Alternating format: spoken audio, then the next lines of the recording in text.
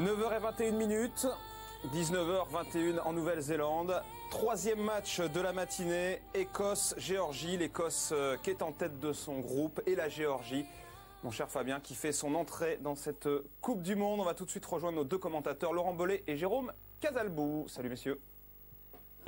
Kvirikashvili. Allez, Kvirikashvili,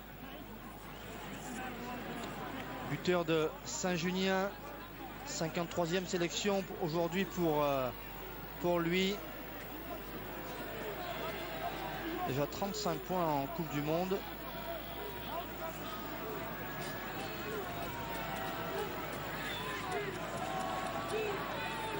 « 52 mètres presque face au poteau. »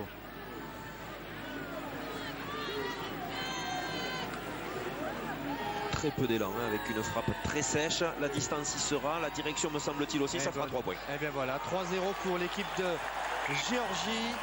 On vous annonçait des joueurs décomplexés et motivés. La preuve, ils mènent 3-0, un peu plus d'un quart d'heure de jeu ici à Invercargill. Un coup de pied parfaitement maîtrisé, la rage de vaincre du buteur géorgien, et de suite les Écossais obligés de faire un premier effort pour recoller au score. Ils n'aiment pas trop être menés. C'est le jeu de la ligne de 3/4 géorgienne aux sorties de la mêlée gagnée par l'Écosse. Allez, 3-3, peut-être 20 minutes de jeu, c'est sûr et certain. On est dans un match entre deux équipes de l'hémisphère nord.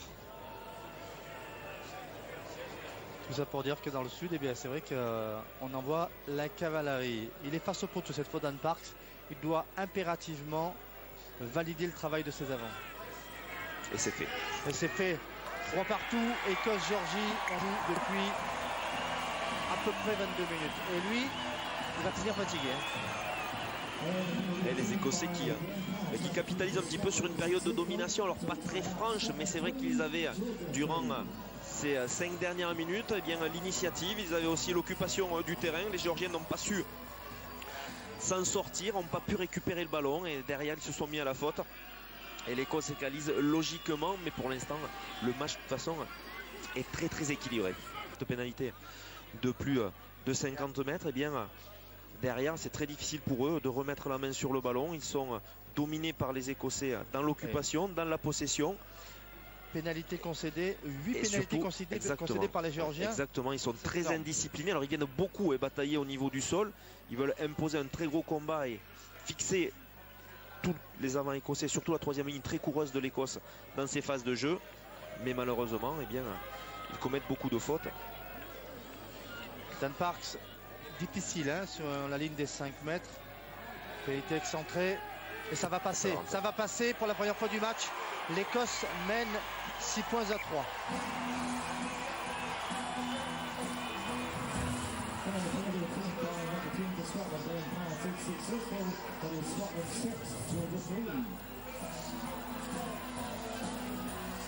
La Géorgie, qui on s'en souvient, avait menacé longtemps l'équipe d'Irlande en Coupe du Monde 2007. Victoire 14-10 de l'Irlande. Mais ça n'avait pas été évident pour les Irlandais. Oui, ils n'avaient pas perdu non plus de beaucoup face à l'équipe d'Argentine.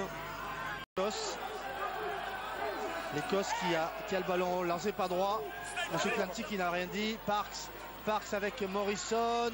Morrison prise du milieu de terrain face à Kachanava. Lawson avec Strokor qui va au sol. Lawson, Jakobsen, lui aussi vient défier Lawson, Parks, une sautée là pour Sean Lamond sur les appuis. On est obligé de passer par le sol, toujours les Écossais à l'offensive qui cherchent la porte d'entrée, ils ne l'ont pas trouvé encore. La charge de Nathan Hines. Pour l'instant, les Géorgiens dans le 1 contre 1 rivalisent. Lawson, le drop de Parks. Et ça passe. Et bien voilà, 9-3 pour l'équipe d'Écosse qui joue en avançant et qui est récompensée grâce au drop de son demi d'ouverture. Oui, beaucoup de lucidité de la part de Dan Parks, parce que les Écossais, malgré de nombreuses percussions, n'arrivent pas à recentrer la défense géorgienne sur les points de rencontre. Les Géorgiens qui se replacent tout à fait convenablement et qui ensuite remontent défensivement pour gêner les initiatives écossaises. Alors dans ce cas-là, eh bien, il y a une solution, c'est la solution du drop. Dan Parks communique bien avec son demi de mêlée et ajoute 3 points de plus pour l'équipe d'Écosse.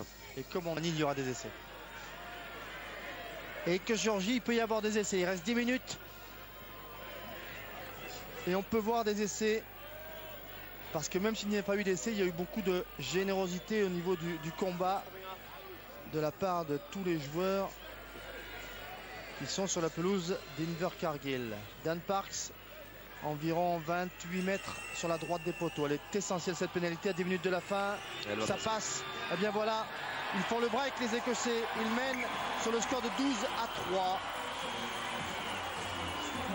Et avec les changements qui vont arriver du côté d'Écosse, les premiers changements avec la rentrée du second de ligne. Richie Gray, rentrée attendue, la rentrée de Patterson, celle-là un petit peu moins.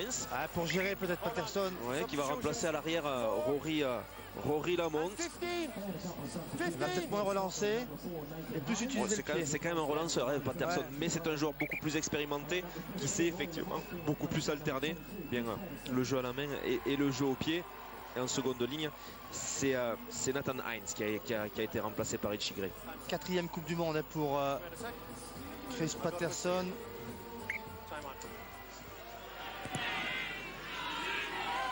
Richie Gray. Ses soutiens ont tardé à venir l'aider. Il a été très rapidement mis au sol. Et ensuite on est venu récupérer ce ballon au niveau de la Géorgie.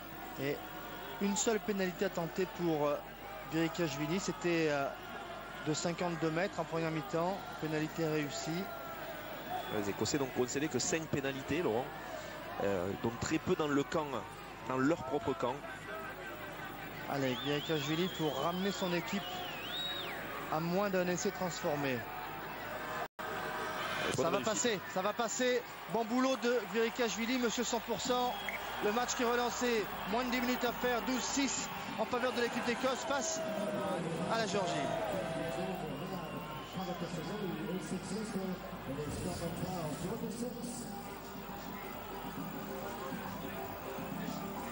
Allez, Dan Parks qui va s'appliquer.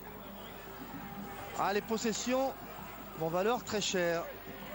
Avec un renvoi long. Shkaidze à la reste. Et de leur jeu au pied qui a été de faible qualité, qui ne leur a pas permis de sortir du camp, de leur propre camp, et surtout qui ne leur a pas permis de mettre une grosse pression sur l'équipe écossaise. Il a fait 3 sur 6, 50% de réussite seulement pour Dan Parks. Ça n'était pas toute facile. Mais l'addition aurait pu être plus sévère pour les Géorgiens. Dan Parks, son coup de pied qui prend la direction des poteaux, qui passe, et bien voilà, 15-6, à nouveau 9 points d'avance. Et oui, on est content, Invercargill. Vous disiez que cette ville avait été longtemps le domaine en quelque sorte des Écossais, et des rues qui portent des noms écossais. Dunedin, Invercargill, le sud de l'île du Sud de la Nouvelle-Zélande, sous influence écossaise. Ouais, l'Écosse qui se sera sortie